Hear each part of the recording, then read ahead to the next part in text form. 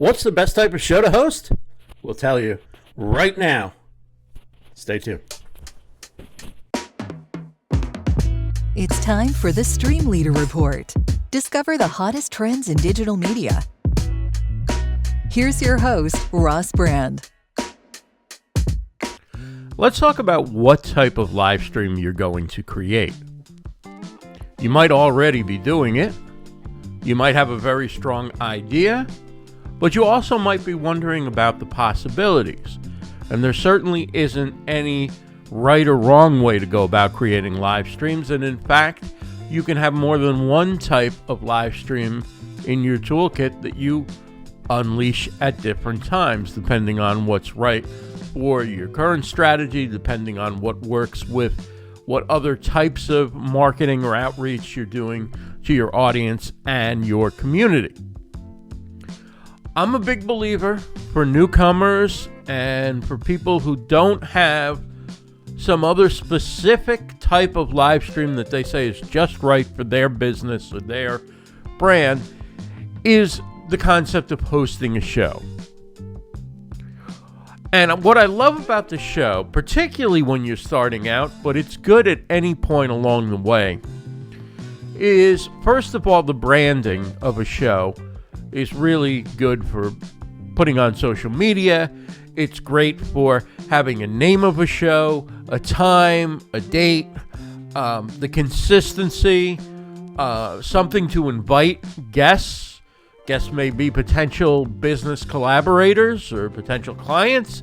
You have a formal thing to invite them to every Monday at 7 p.m. Eastern. I go live. I'd love to have you on the show to talk about such and such.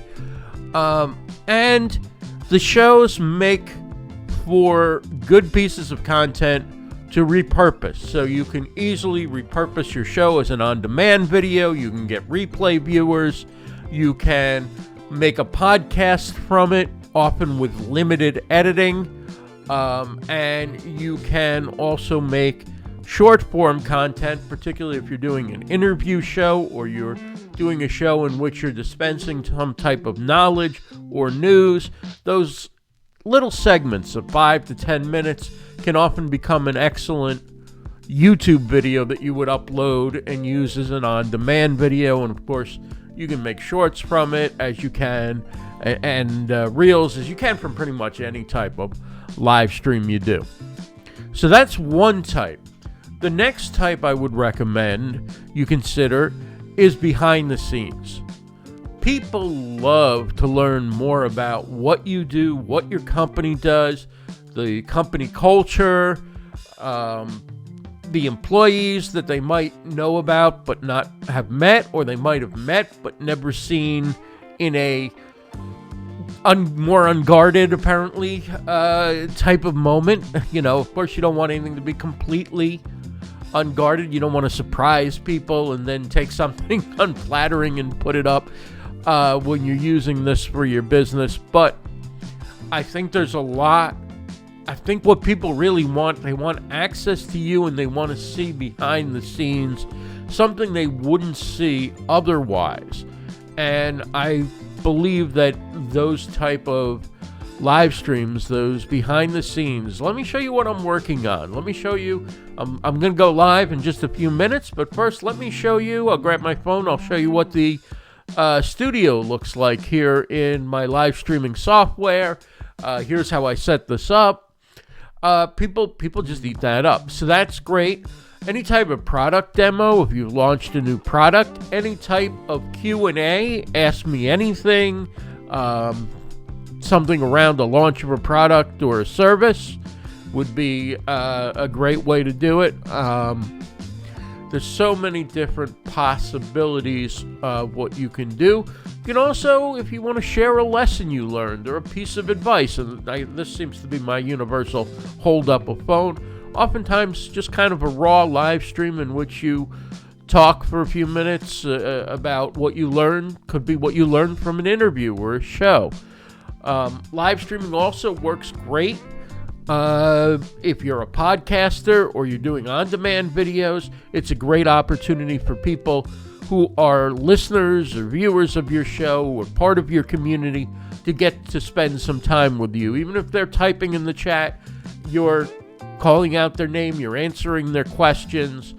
It's a great way to do engagement, and it's also a great way to drive folks to watch or participate in or check out something else that you're doing. It's a great promotional tool, and it's a great community building tool as well. Of course, there's live streaming from events, whether that's doing interviews, whether that's giving a behind the scenes, or taking people on a tour who can't be there of what's going on and showing them a little bit about what you're experiencing.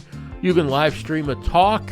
You can live stream a course within reason. Obviously, if it's at a school or a university or something, then you have to figure out what the rules are and releases and stuff like that.